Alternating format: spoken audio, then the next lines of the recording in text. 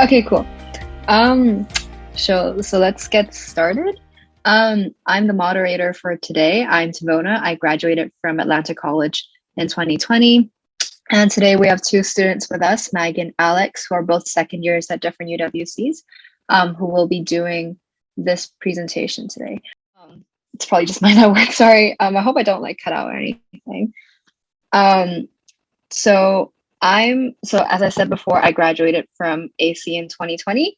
I just finished my first year at Oxford, and I'll pass it over to the two speakers who can introduce themselves a little bit.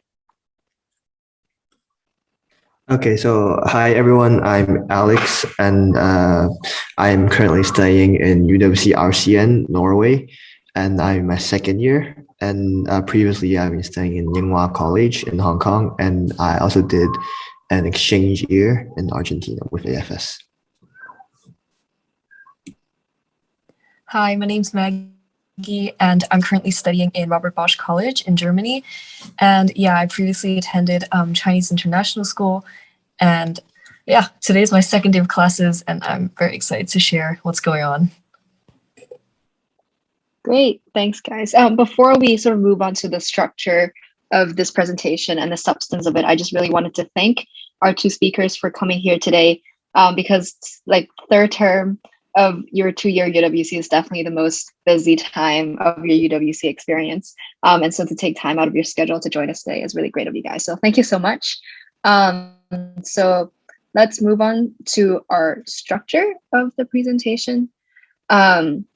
So we're going to have 60 minutes of panel sharing from our two speakers. There'll be a few prompts to talk about like why they picked their UWC, what their life is like, and also a bit about academics and their own experience. And then after that, we will have about half an hour for questions from the audience. So if you have any questions during the presentation, we'd welcome them, but please type them using the chat function, and we'll save them all towards the end where we have a designated Q&A session to answer all of them so that we can have a sort of uninterrupted presentation for the first hour. Cool. So let's get started. Right. So obviously the first thing everyone probably wants to know is a little bit of about our own individual UWCs. There's, I think, 18 in the movement now, and we're really happy that the three of us represent 3 different UWCs in the call today. So I went to AC Atlanta College. It's in the UK, it's in Wales. It was the first UWC in the entire movement. The campus is absolutely beautiful. We have a castle that really is incomparable to anything else. And we have about 350, 60 students across the 2 years. So it's one of the bigger UWCs. And what about you guys? What about Robert Bosch and Rutgers Nordic? Yeah, I can talk about Robert Bosch. So Robert Bosch is one of the newer UWC campuses. It opened in 2014.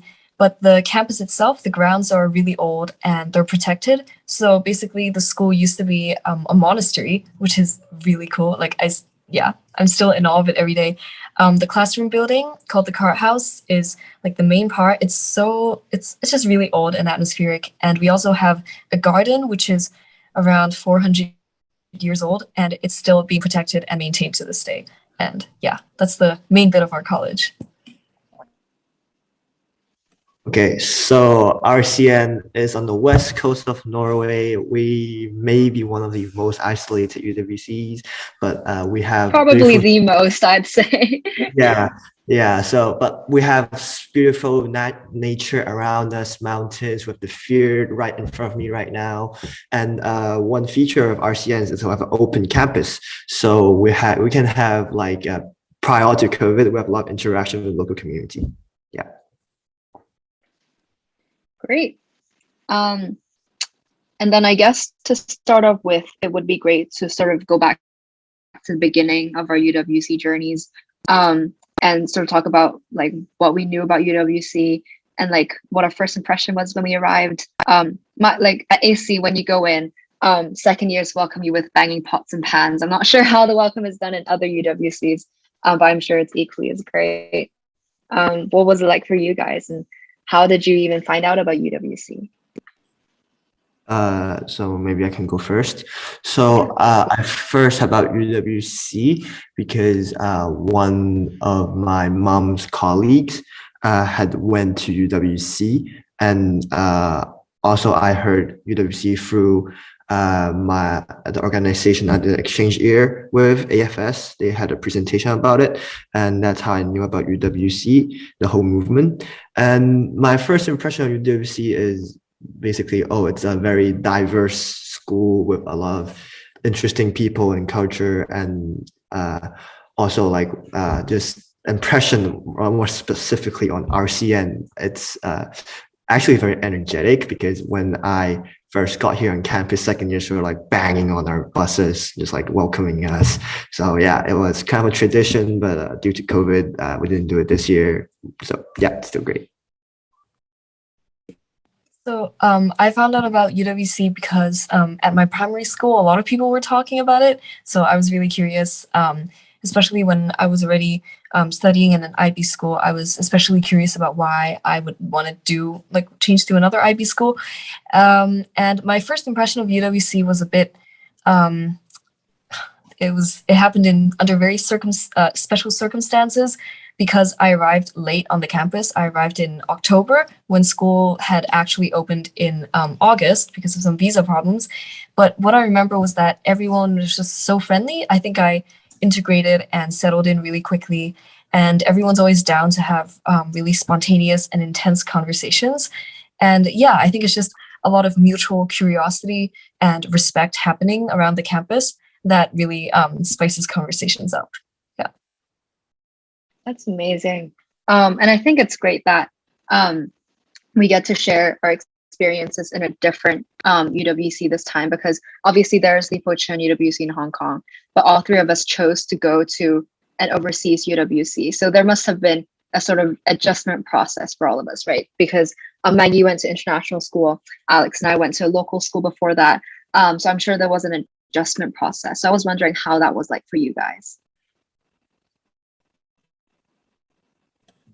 So as Devona said, I study in local school, and for the adjustment from like the local DSC curriculum to the IB curriculum, for me it was relatively smooth. Wasn't much of difficulty in terms of like the academics. But there are like some major differences. For example, the classes is a lot more interactive in the IB. There are a lot more students, a lot more like included in classes for like conversations, and a lot more hands-on experience you learn by doing stuff. And yeah, but also like the adjustment to like UWC life in general.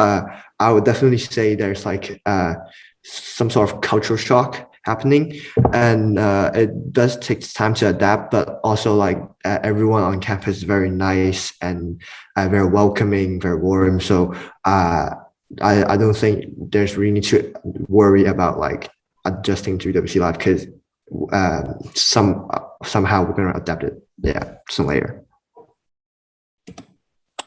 Yeah, I really agree with Alex's point about being more hands-on, because back at home at my old school, I feel like there were a lot of already established like clubs and systems and stuff like that that you kind of have to be involved in over the course of a few years to kind of be super involved and take initiative in planning activities. But meanwhile, at RBC, because it's a 2-year program, at just UWC in general, you just kind of get a reset and everyone just starts from ground zero. And yeah, you just get to initiate whatever you want during these 2 years. And also just, I really like how all students are really like mandated to be in charge of an activity, because yeah, that just really shows like a lot of care and a lot of involvement in the community, which I did not see as much in Hong Kong.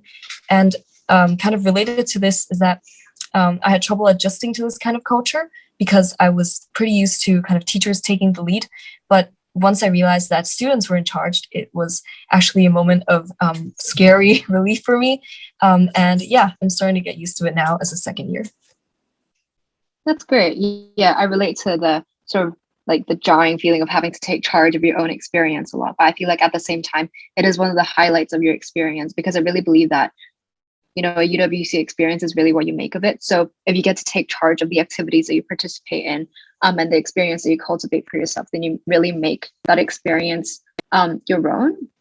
Well, what motivated you guys to apply to UWCs in a different country? Because for me, like, obviously there is Li Po Chun as an option, but I went to St. Paul's Convent all throughout from like nursery up until Form 4, so right before I left for UWC. So the mindset I had was, if I'm going to switch schools and sort of like jump out of my comfort zone to adjust to a new environment, I thought that I should challenge myself and do it in a place other than Hong Kong. So that's why I decided to apply to an overseas UWC. I'm not sure if that was sort of the same mindset with you guys, or are there any other motivations? Well, for me, my motivation was heavily influenced by my gap year I took to Argentina.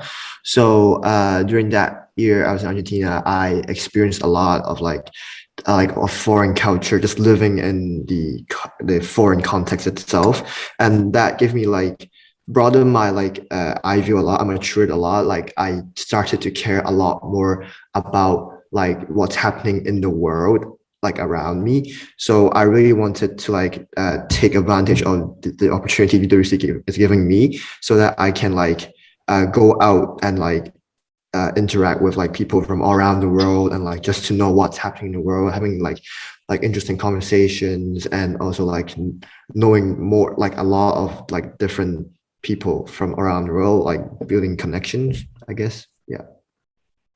You picked a super interesting location as well, right? Because I think in the place that RCN is in, the population is about what, like 220, 250, and like 200 of them are students of RCN. So obviously that must have been a big difference from Hong Kong, where it's always like hustle and bustle. There's always people around you. Yeah.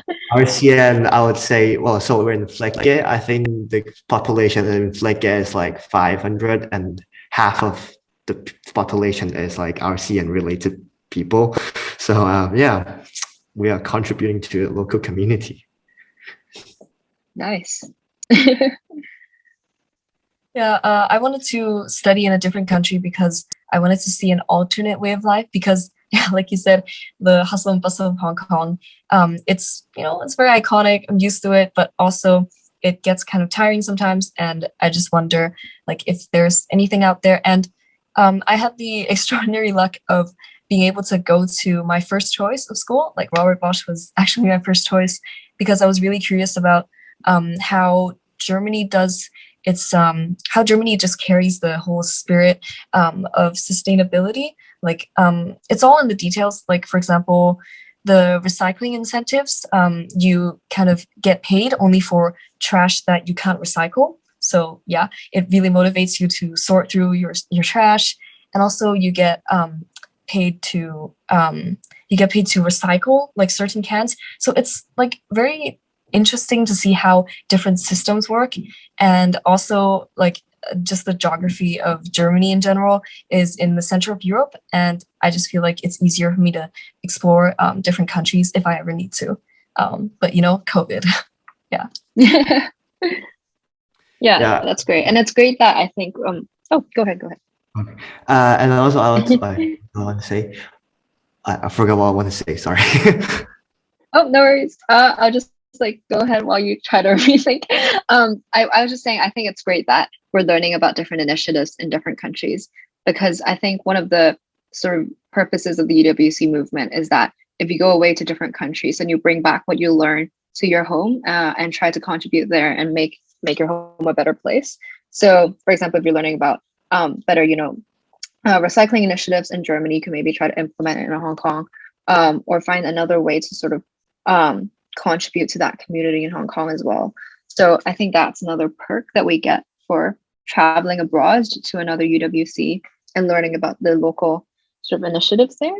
Alex, do you have anything to add? Yeah. So also like on in relation to the environmental pillar of UWC. So in RCN, like I really get to like learn how to live with nature, like interact with nature. In RCN, we have this week called Filosofeka. So basically it's translated as like outdoor living, outdoor life. So in this week, we like usually we go skiing. If there's no snow, we just go out in the mountains and like hiking and do outdoor stuff. And apart from Filosofeka, we also have like regular hikes, outdoor activities. So through these activities, we learn how to like treat the environment, how they should be treated, how to have a mutual relationship with the environment. And I think that really like increase my knowledge on like how to interact with the environment. Yeah.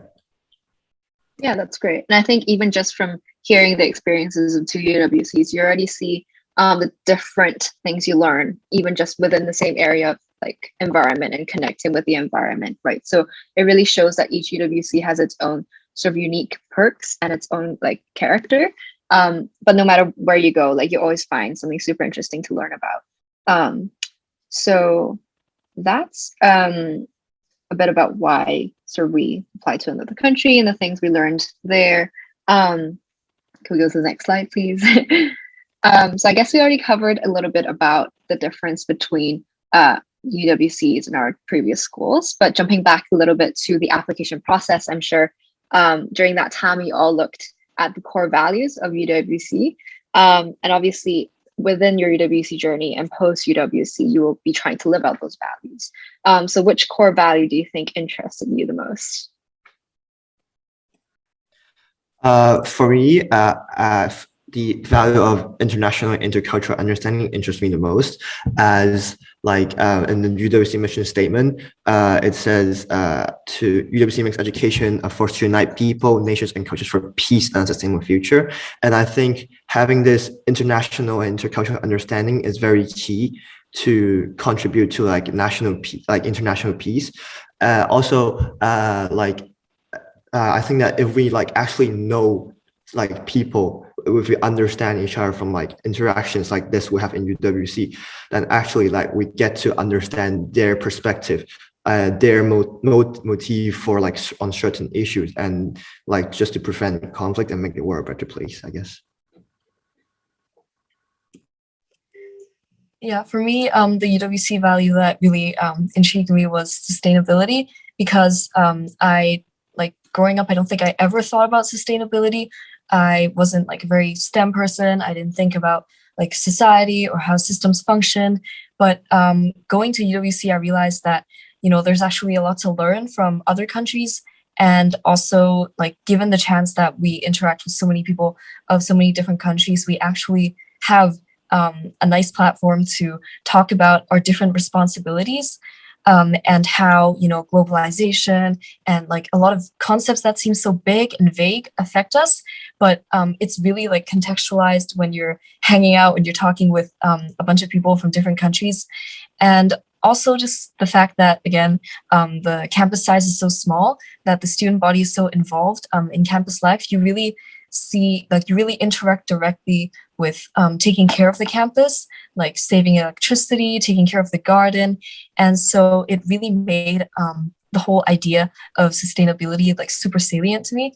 And yeah, I'm grateful that Robert Bosch kind of gave this idea for me to see like really clearly. Yeah. Yeah, I think another like great thing that UWC does, it's like with the people around you, it sort of contextualizes like huge issues that like you think are vague, as you said. And it breaks them down into little pieces that you sort of see in daily life and your conversations that you have with each other. So it's easier to sort of think about these concepts and how you can take action and like helping. And I think for me, like the values that interested me the most were probably personal responsibility and also mutual responsibility. Because in a UWC, as Maggie said earlier, you are taking charge of a lot of your experience. Obviously, a lot of personal responsibility comes in, even in the smallest things like planning your own timetable and managing your time correctly. But also, I think with mutual responsibility, it's important to remember that you are living in a community that sort of works together to stay together in a peaceful way. And so you always have to be mindful that you know, there are other people that you have to care for. And it's not just sort of you living in your bubble. UWC is very much a communal based sort of group society, I guess. So it's really important to bear in mind that you are living in a community with other people that you should treat with love and respect. So we've talked a lot about how UWC is great and sort of our nice experiences, but I'm sure there was an adjustment period where whether that was with the culture, the environment, or academics. Is there any part that you guys found particularly difficult, or was there sort of a unique experience that you wanted to share? Yeah, so there was a really surprising part of Robert Bosch that I hadn't expected, and it was the complaining culture. So, like, I'm pretty sure that as a student, under a lot of stress, especially, as an IB student, you'd complain a lot, and then it would just kind of mess up, like a bad test result might like mess up your whole day. You might not enjoy your classes or your teachers, or maybe like the cafeteria food. But then here in Robert Bosch, like, I'm just constantly reminded by the fact that, no matter how much you complain, you always have the opportunity to do something about it. Like, we have food committees, we have very open communication with our teachers. And this was something that I never got in Hong Kong. And so here, I realized that, the complaining culture is really different, and people actually try to shift it from complaining into actual change. And it's really humbling for me because, I realized that I actually have to do something about my opinions, and I have the chance to. So yeah, that was really surprising and also really rewarding for me. Yeah. For me, like on the adjustment part, I only particularly finding to adjust to the environment around me, because Norway is like really, really north on the globe. So during winter, we basically have like we basically don't see the sun here. So that's like a tough part for me to adjust, because Hong Kong, like I take the sun for granted. Like we have sun like every other week, but in Norway, like we have like rain literally every other day. So and also realize like how like weather will affect our mental health. And I think like adjustment on the mental health part and self-care, just to like have time for myself to like slow down, reflect upon myself, and just to like organize my life, and to just for the sake of mental well-being. Like this is like one of the biggest adjustment I made here in RCN. Yeah. Yeah, that's great. I think it's great that you're sort of recognizing that you need to take care of your own mental health and your own emotions and how you're affected by the environment around you. And I think that's a great part of learning to be independent, right? Recognizing where you need to make adjustments within yourself. I was, I guess, quite lucky in the sense that UK culture and Hong Kong culture can be quite similar. So in terms of adjusting to like the sort of geographical environment, except for like Wales being a bit more isolated, but obviously not as isolated as Norway and RCN. I think it was relatively easy for me to adjust to the culture. And I think something that was harder for me to get used to was the, I guess, scarcity of opportunities. Because in Hong Kong, like you get to join like a lot of competitions, and like there's always something going on that you can sort of that can cater to your interest. But in Wales, a lot of things if you want to do them, you sort of have to build them from the ground up, or like sort of champion an initiative for it to go ahead. And that was something I had to adjust. And also because I had stayed in my previous school for so long, it was a bit hard for me to like start again from zero, to build everything in my life at school again. So that was something I had to adjust to. And that is something that, potential UWC first years will have to adjust to, coming from an environment they're really familiar with. But again, it's, a personal challenge. And if you come out of it, having learned something, then I think that is what the UWC experience is intended to do. Next up, go for it. Just like adding on for like mental health. Also, apart from mental health on myself, I also learned like how to like my actions and what I say may affect the mental health, the well-being of other people. So just to be mindful of what I'm doing, what I'm saying, and also like to just like like the whole environment atmosphere in the school is really determined by what our actions are. So like this year I really learned like, I have to like be mindful of what I say. So like just to foster a positive environment in school and campus. Yeah. I also have to add to this, especially now as a second year, I kind of see things in like a different perspective. I don't know about your schools, but at my school, the split between first years and second years are actually is actually quite prominent. Like there is actually like a slight period in which at the beginning of the year, first years are really lost and the whole culture is kind of determined by second years. And so it was very interesting for me to adjust all over again, even though now it's my second year. There's this whole other responsibility you have to take on. And also just about sharing a room with other people. As a second year, it's really, really up to you to set the tone of the communication and the respect between you and your roommate. And, you know, even as firsties, like don't be shy. Like talk to your second years, just be clear in communicating because it's very hard to share a room with people sometimes. Yeah. Also, I found like communication. What does your room sit? Oh. Oh, like communication is like a very key part in, like in terms of like the room atmosphere and also like campus and the relations of anyone on campus, because like if you don't communicate, you don't tell, or you see like something that annoys you or like some really tiny problem, you keep it to yourself and you kind of accumulate that like emotions, and then like you reach a tipping point and you would. So yeah, communication is like very key. Yeah. And yeah, roommate like sort of skill management is definitely a very key part of your UWC experience because you live with them.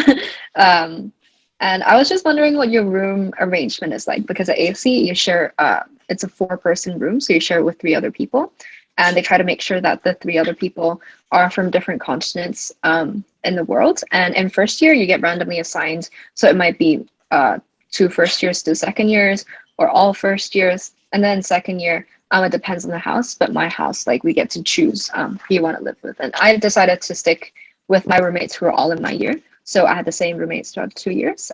What was that like for you guys? Like, how was your room arrangement?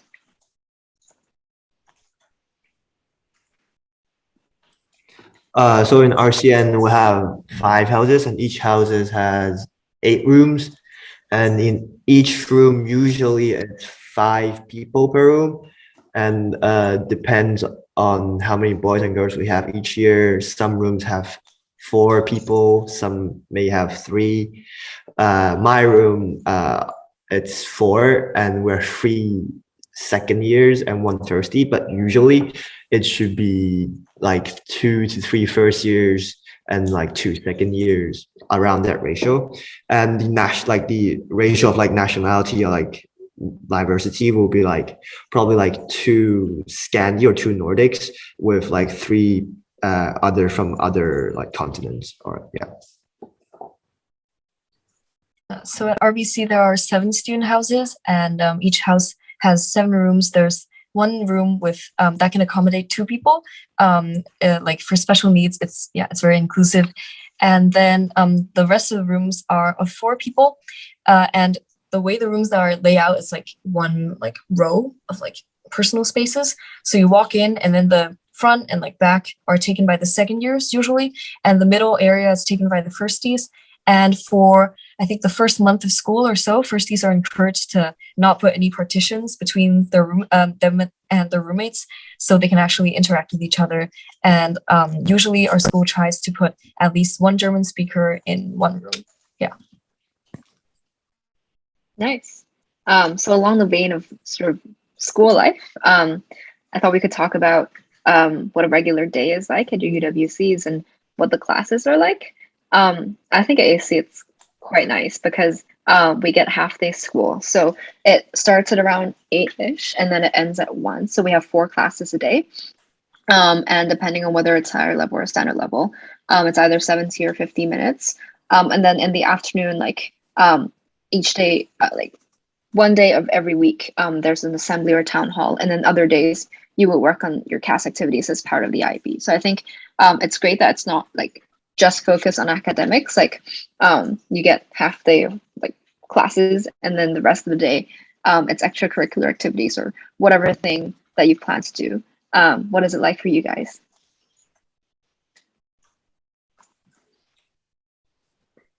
Yeah, so a usual day at RBC is we have assembly on Mondays and then around 4 or 5 classes per day. So the usual day starts at around 8:30 and ends maybe at 4:30 or so. The lunch breaks sometimes get pretty long, but if you're a second year or if you're in your second term, you have sometimes like TOK slots, which is during lunchtime, which is kind of irritating.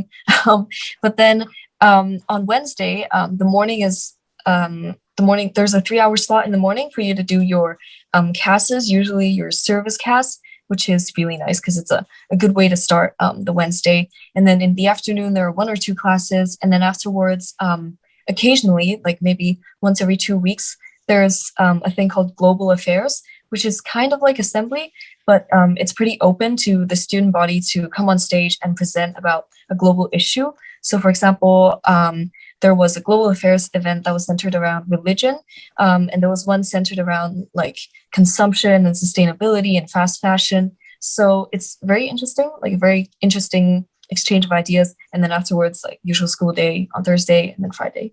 Yeah.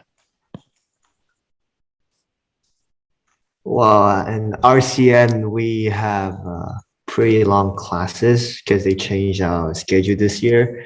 We have 3 classes, but each class is like 100 minutes long.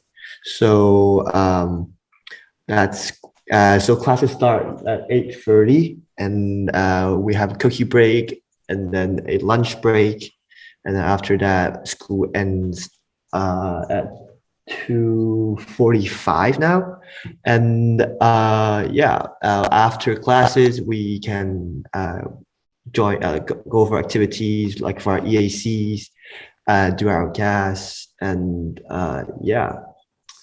the typical day would be, let's say yesterday, Monday, I go to class, and then after class, I went to my EAC, and then usually in my first year, I hang out with friends after dinner, but now I'm in second year, so I have a bit of work to do. So it seems like AC lucked out in terms of having the shortest time of classes, but we all managed to fit in and take our IBs in the end. So I guess it all works out. Talking about the IB, so transition into the IB. I know Maggie did, you were at an IB school before, but obviously transitioning from one in Hong Kong and one in Germany, I'm sure there's some differences. So what was your sort of workload, challenges, interactions like, and what subjects did you guys, or are you guys taking right now?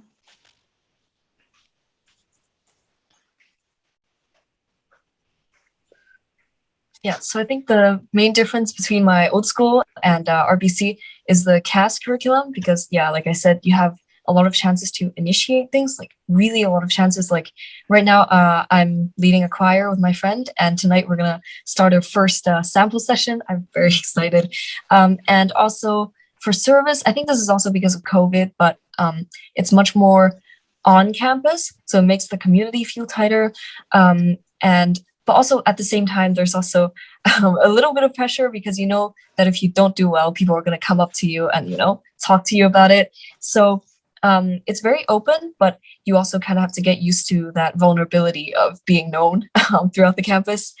And here at RBC, so previously at my old school, I was planning on taking Chinese and film, but then here at RBC, they're not offered. So my HLs are European history, English, and theater, and my SLs are chemistry, math A, and German beginner.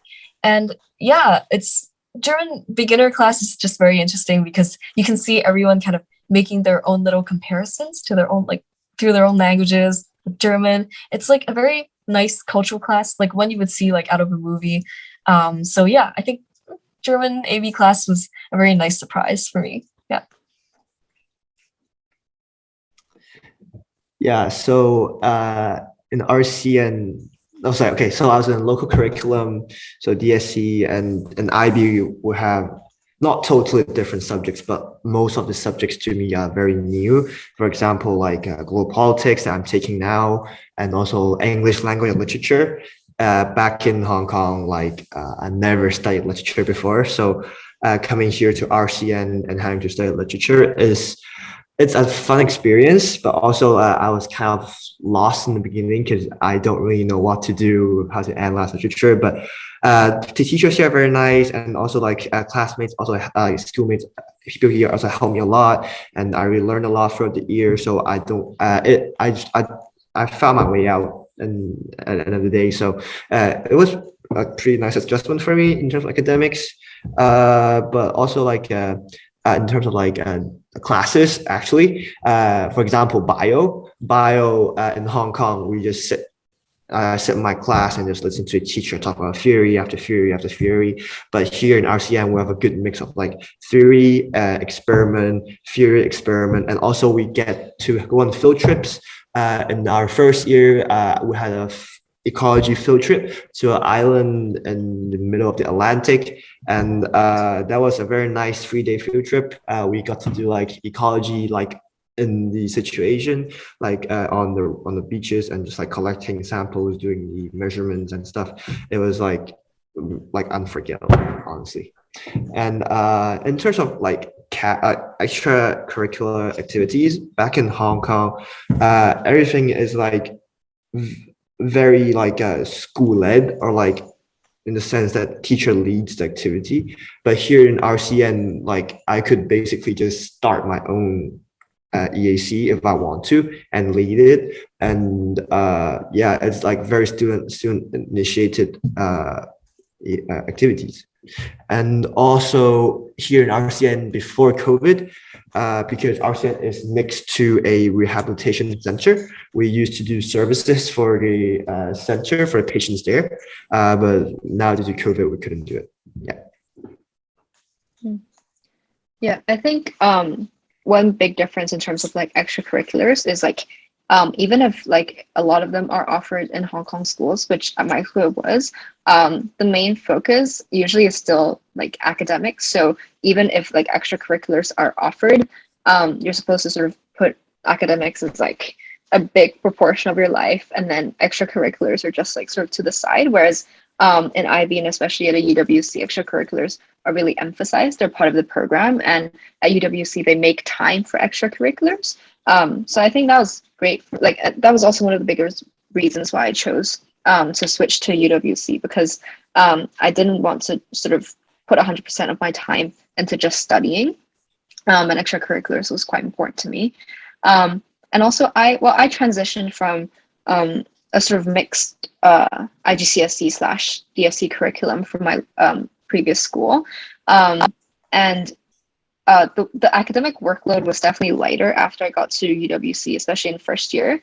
But I think that the way that the classes were conducted were also quite different.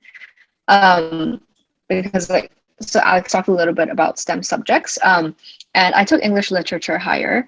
And I did GCSE English literature, but it was taught in a very Hong Kong style, like an English as well, in the sense that it was like a classroom and you have like a PowerPoint where it's like, so these are the key themes, these are like the key quotes you have to remember, and you like highlight throughout the book and all that. But I think like at AC, like the class was about, I think like less than 10 people, and you would sit together with a book, and it would be very much an open discussion, and instead of like the teacher having already like set a few key themes that like you have to follow in your essay or whatever before the class. So it's very much like you take charge of the discussion, and it's a very organic process as well. And I think that was one of the biggest differences in terms of like the size of classes and also like the way they're conducted. And I also took global politics, and I think it was like one of my like highlights of the IB as well as UWC, because well, I mean, like what better places there to study Glopo than a UWC, right? Where you're literally like surrounded by people from all over, and some of them might even be from the area of the issue that you're discussing in class, so they could add a really unique perspective of their home countries. So I think taking the IB and a UWC really is different from taking it sort of anywhere else. So that's like the more academic part of IB, but as we all know, there's also different components within that. So there's internal assessments, extended essays, and theory of knowledge. I'm sure our current second years would know best. So I'll leave it to you guys to talk about what they are.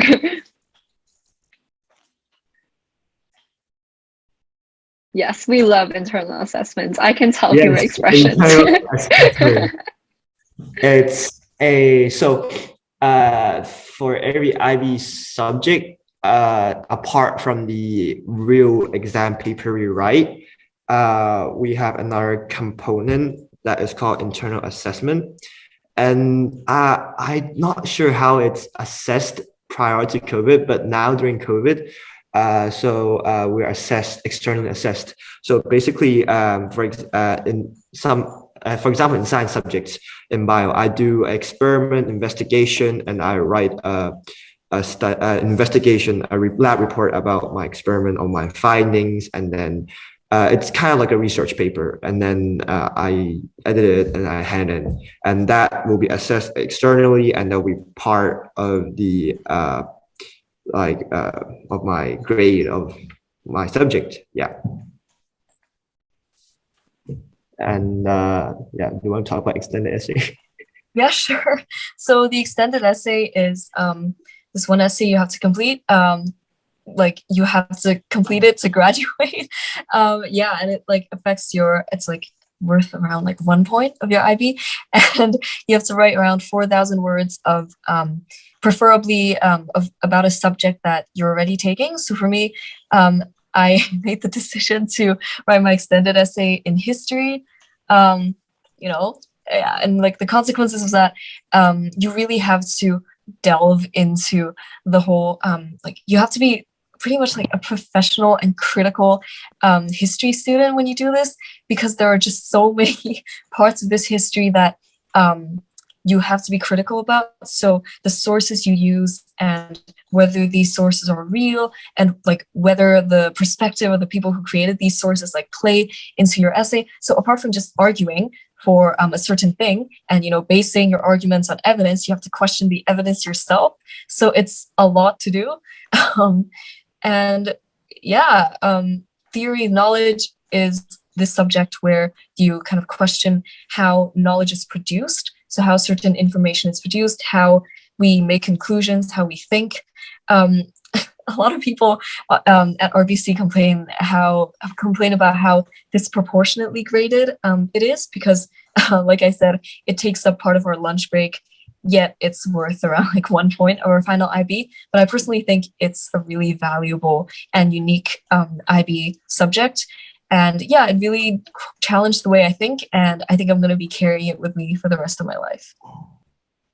And also adding on to like internal assessment and extended essay, like these two like components requires a lot of like our researching and like reading, and also like how to analyze data and like just to like make interpretation. So through like doing these course components is actually like a very good practice for us prior to uni on like how to like go through like doing a paper or doing an essay. Just like these skills are like very valuable, and yeah, I treasure it a lot.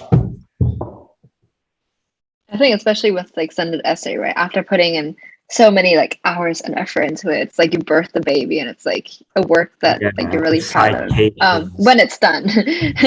not maybe not in the process when you're like grueling trying to get to the end, but after it's all done, you're really proud of.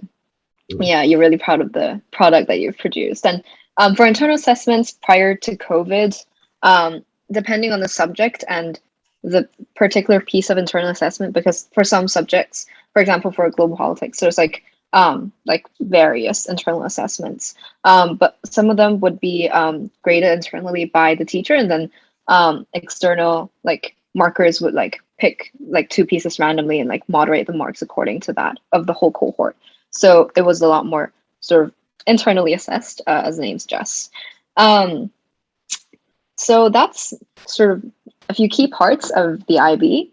And the last but not least, taking it back to a bit more UWC, What was you guys' most unforgettable UWC story so far?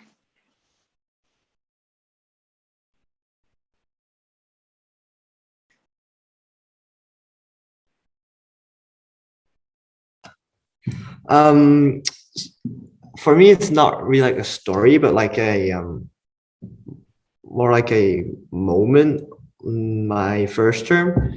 So it was during PBL week. PBL is like a project-based learning. So during that week, I joined the activity of like going outdoor activity. So during that week, I went for like canoeing, hiking, and we lived in a cabin in near the ocean, and yeah, like I really like learn how to live with nature, just interact with nature. And also like during canoeing, we canoed all the way out to the mouth of the Atlantic Ocean, and just like being there, like you feeling the sea itself, it's just, I don't know, just magical. I like for me, it's, you can't believe yourself, like you're living in that moment, and with these like amazing people around you, and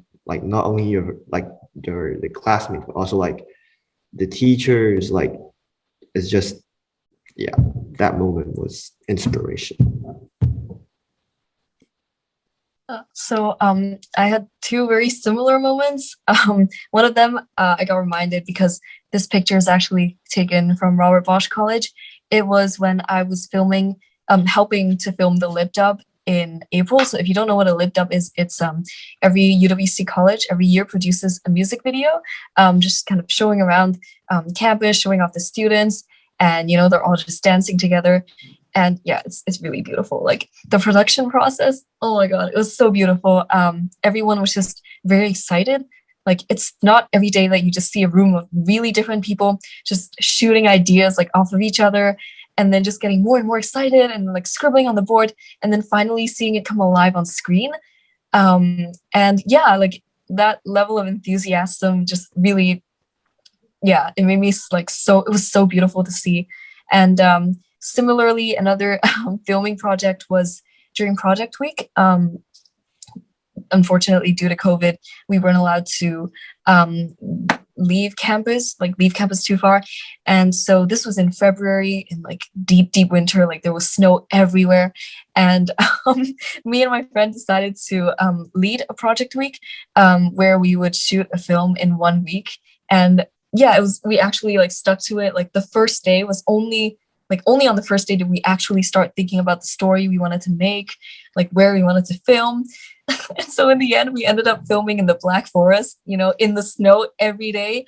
We filmed a horror movie as well. And it was just so fun seeing everyone so dedicated, but also like really like desperate in these like filming conditions. But in the end, I was really happy with how it turned out. Yeah. That's amazing. I think I'll also share a project week moment. It's one of, I guess, the most unforgettable UWC stories for me. So in second year, project week for us is in March. So this was like right before COVID shut everything down. My project week was hiking 100 kilometers along a coast in Wales. So every day, like we stayed in this. So our group was about like 10-ish people, and we stayed in this cabin. And we would drive to a different point along the coast and complete a section sort of every day throughout the week. And at the end of the day, like we would go back to the cabin, but like there was no Wi-Fi or like barely any signal. So every night, like we would just sort of like grab a book and like gather around the fire, which is like it wasn't really something I'd ever experienced, because in Hong Kong you can get a phone reception virtually everywhere. So unless you really go out of the way to like go camping or like organize a camping trip like by yourself or something, it's not really something you can do. But like in that moment, like it was just so like peaceful and serene. I just felt like so like content with my life, because I got to like not care about anything that was happening outside and just like sit around the fire with these really, really nice people and friends, and just like read a good book or like talk over like hot like chocolate and like biscuits, and it was just like such a nice moment. And I got to really sort of like calm down and reflect, because like even in the UWC in Wales, where it's so isolated, there's always so much going on in the campus that like it's quite hard to find a moment to like slow down a little bit. So that was a really special trip for me. But that was also like how we found out like how bad COVID was getting, because like every night like a pair of people would like sort of walk further away to get like some phone reception to like get news on what was going on. And we were seeing like the COVID cases rise, because like before that we were still talking on campus about how like, oh yeah, COVID is a thing, but like it's just a thing. We never really imagined that like it would shut the college down and like we would all be ordered to leave just like 2 weeks after that project week. So that was also kind of how we found out about how bad it was getting. So that was like quite a contrast there. But that's like, I guess, one of the most unforgettable moments about my UWC experience. So if all of our stories haven't convinced you yet that UWC, especially an experience at an overseas one, is an amazing experience, would you guys like to share a little more about why you think applying to an overseas UWC is a great idea? And like, would you guys have any tips for people who are looking to apply overseas UWCs?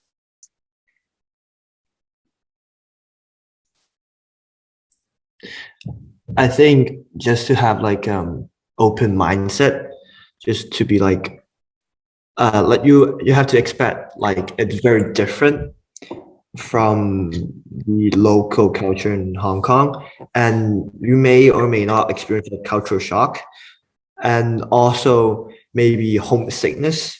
That's a huge part. At least for my first year, it's his first time leaving his family, and at times like homesickness kicks in, and just be mentally prepared for that. If you ask yourself this question, oh, am I prepared to like leave my like not everything behind, but like leave my family, leave my friends, come to a whole new place? And if there's questions of if I can adapt to environment, just have a mindset that be prepared for it. Yeah, you have to change.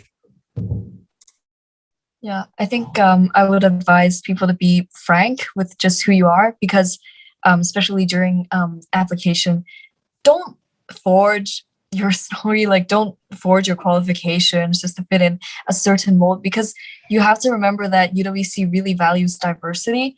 So no matter like how you are, I'm pretty sure that if you're honest enough about what you love doing and what you're scared about, like me being scared of STEM subjects, I'm pretty sure like one school will find a place for you. They're going to value you for what you can offer. And throughout your time here, like Alex said, just be open to like what you can improve about yourself. Because yeah, I feel like last year, from last year to this year, I just, so much of myself changed, and it wouldn't have happened if I wasn't honest with myself, and if I was just trying to fit into a mold that doesn't even exist in the first place in a UWC. So yeah, just be very honest with yourself. Yeah, and I think not just within UWC, but like among different UWCs, there's also sort of different like sense and set of diversity, because each school has its own unique characteristics. I think generally you can, if you want to know more about each UWC, right, you can look for their websites. But I think UWC Hong Kong, at their events that they hold and stuff, they also have a brochure that sort of outlines like one specific characteristic that each school is sort of like famous for. So like at AC, that's like we have the seafront, so you get to do like different water sports, and it's also quite like service focused. I think, for example, for RBC, that's sustainability and their initiatives with the environment. And so like there are a lot of different ways that you can find out about each specific UWC to like look for the one that you think would suit you the most. And obviously, as Alex said, keeping an open mind is really important, because sometimes you may not get the first choice that you're applying for. But I would really encourage people to try applying to overseas UWCs, because, well, first of all, like having lived in Hong Kong for a while, if you want to challenge yourself to go out of your comfort zone, I think it would be great to do it in a completely different place, but still have that great community that UWC provides. But also, like, I guess on a more practical note, you also get to see a different campus, because I'm not sure how it's going to go next year, depending on COVID. But usually challenge days are held at Li Po Chen in Hong Kong. So that's an opportunity for you to see the Hong Kong campus. And if you decide to apply overseas, then you get to see another campus, right? So you get more experiences within the UWC sort of circle. And yeah, just sort of like challenging yourself to go to a different place to see the culture there, and bond with a community, whether that is the UWC community or the local community where your UWC is. I think applying to an overseas UWC is a really valuable experience. So I would really recommend it. Not biased because, I went to an overseas UWC myself. And yeah, I would really encourage everyone to sort of look up the different like characteristics of the overseas UWCs before picking one that you think is most suited for yourself. And if you guys have any more specific questions about our UWCs or the process of applying, we're more than happy to try to answer them. So please feel free to pop them in the chat. I do see one right now that I guess we can just go ahead and jump into the Q&A session. So from Lois, who says, I'm wondering if you have to know the native language of the country you're studying in before going there. Would you guys like to take that question? You absolutely do not need to. Yeah, like in fact, I think it's good that you start in like a beginner language acquisition class because you just learn so much about the culture. And I'm sure that the teacher teaching it would be so willing to help you through it. And you also have a bunch of like native people next to you who can teach you. Yeah. Yeah, same here in RCN. And also, yeah, definitely not, because everyone speaks English, because we're from every part of the world. Like the only common language we have is English. Yeah. Yeah, I mean, I guess I did go to the UK, so I knew English before going to UWC. But no, I did not know Welsh. I did not get a Welsh accent, and you absolutely do not have to know Welsh to study at AC, and you don't need to know the native language. Does anyone else have any? Oh, no worries. Does anyone else have any other questions that they'd like to ask? You can ask about anything, like our academic life or extracurricular life, or like life in like the student houses, our application process. Open to anything.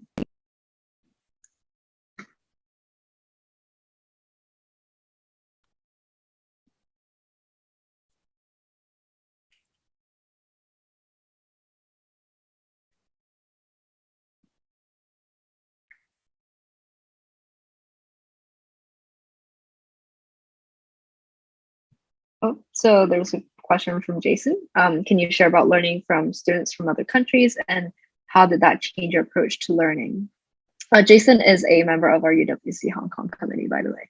But yeah, would you guys like to share about learning from other people from other countries?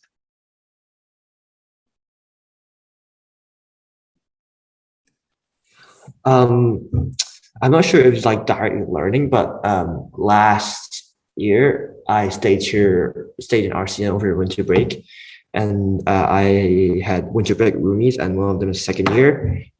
He was working on his EE, and he essentially finished his EE, but something happened, and he had to restart the whole thing again.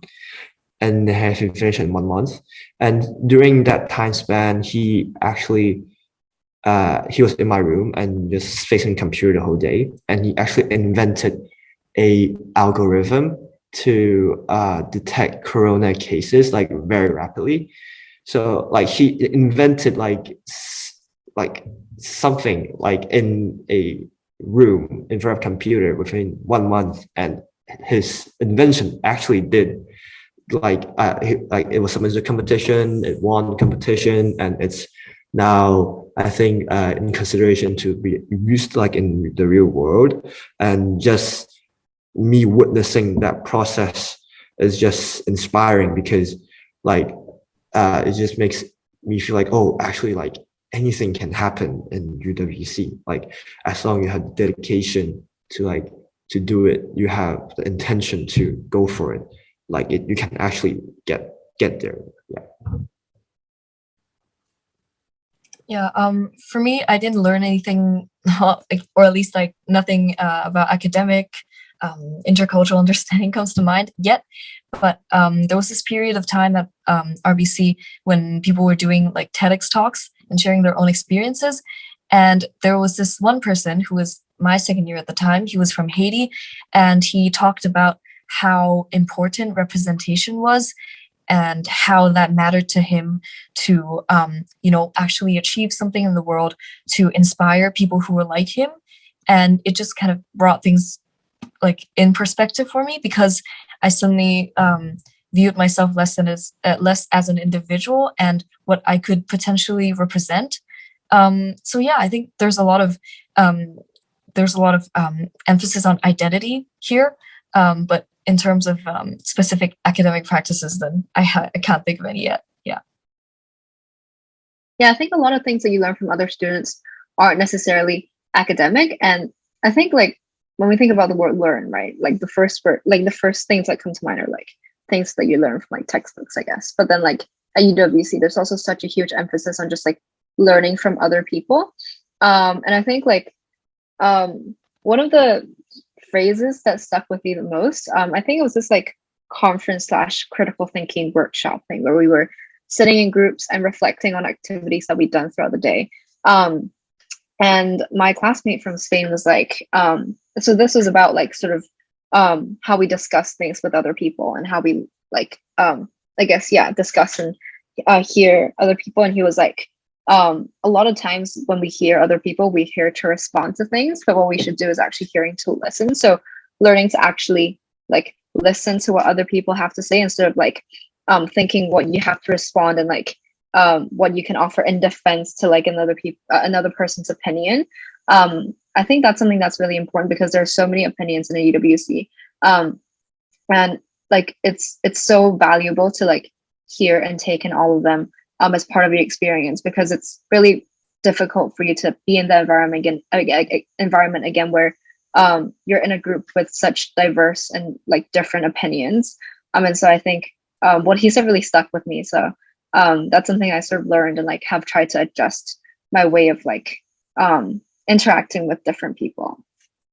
So we have a question from Lois again, who says, I'm kind of interested in the way Nordic countries function, like them being the happiest countries and all. So I'm wondering if you have the opportunities of visiting/living in the local communities in Norway. So I guess that's directed to Alex. In response to opportunities living in the local community, we do have host family programs. We apply for a program and the school will help us find host families in the local area. And we have host family weekends. So we go to the host family with them and live in their houses. Prior to COVID, we have more interaction with the local community itself. Because RCN is next to a rehabilitation center, we do services for the center, and also their local activities, just festivals and stuff. We help them organize different festival, or just to help with like local community work services, that sort of stuff. And also how Nordic countries function, the happiest countries. I am not sure about the statement of Nordic countries being the happiest statement, because that's I'm not sure about that statement. But and because of COVID, I'm pretty restricted to like only be active in the area of campus, and also just they designated one or two like places that I can go. So I don't really know how just in general Nordic countries work. I'm sorry.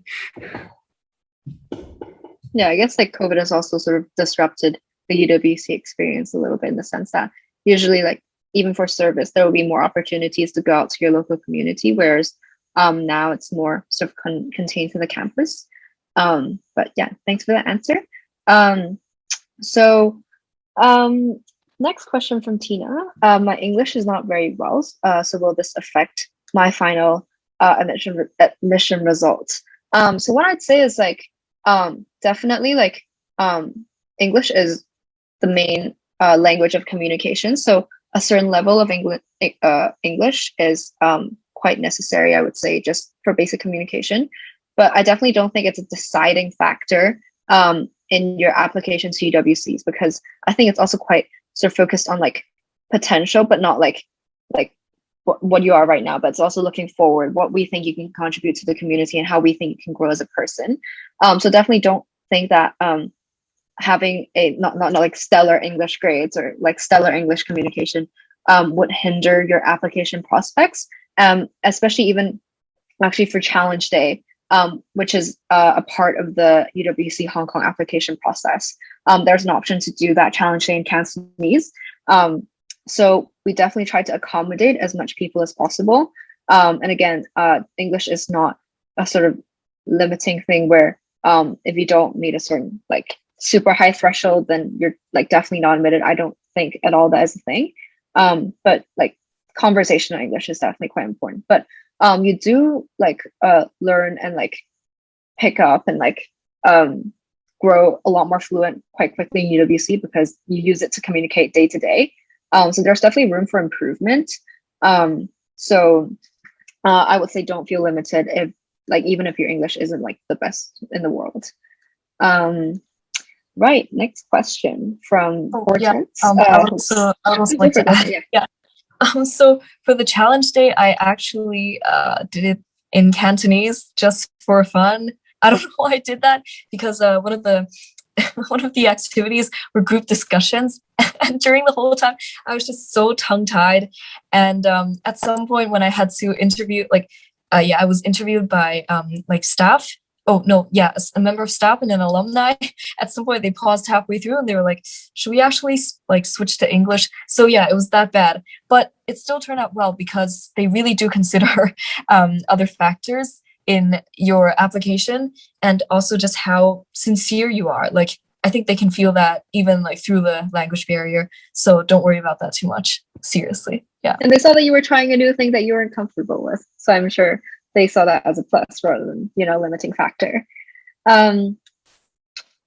Cool. So next question from Hortense, who's from France, currently living in Beijing, looking to apply to the UWC LPC in Hong Kong. Do the UWCs offer different languages apart from the local language from the countries? I think this probably varies from UWC to UWC in terms of what languages they offer as part of the IB. Would you guys like to share more?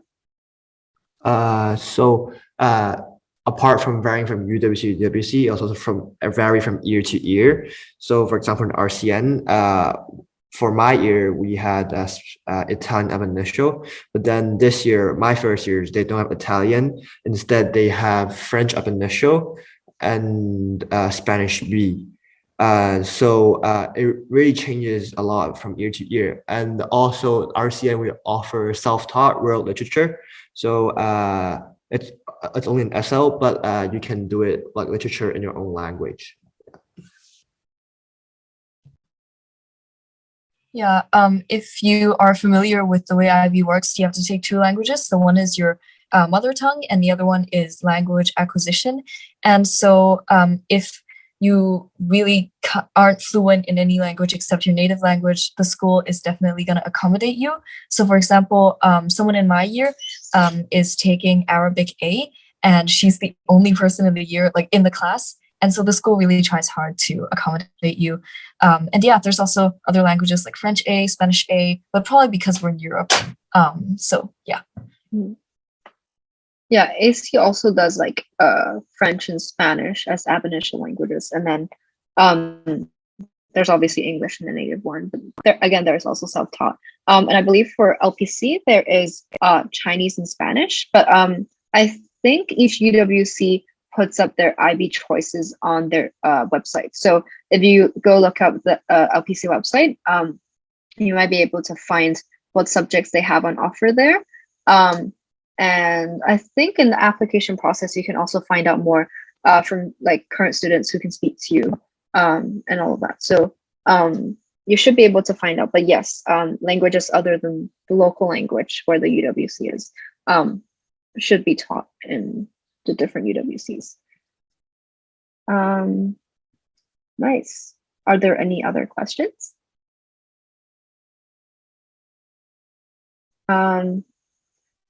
If not, I guess I'll ask a question to our second years here. What do you look forward to the most in your last year in UWC?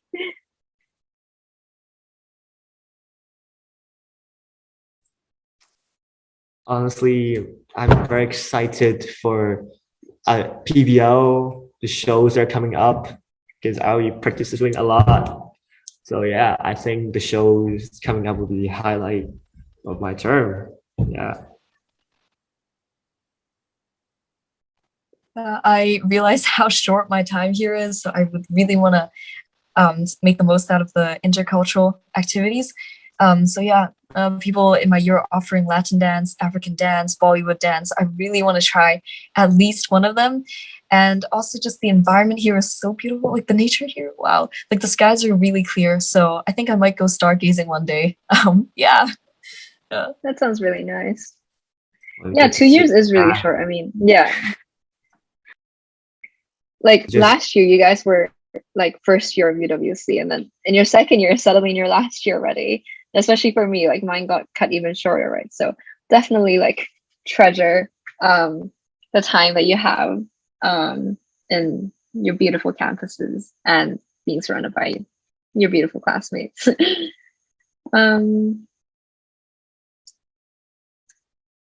Yeah, if there are no other questions, I believe that is the end of our webinar. Thank you guys so much for joining us. That's both to our lovely speakers and also our participants in the webinar. We hope you learned something and took away something good from this webinar. And we hope that you will be applying to UWC, whether that is Lipochun or overseas. And yeah, we have another webinar coming up actually on the 23rd, where we'll be focusing more on like extracurriculars and residential life at UWC. So if you'd like to join that, you can register on, I think, our Instagram and Facebook. And yeah, thank you guys so much for joining. We'll stay on for a bit longer if you have any other questions. But if not, yeah, thanks for joining, and we hope to see you at the next webinar.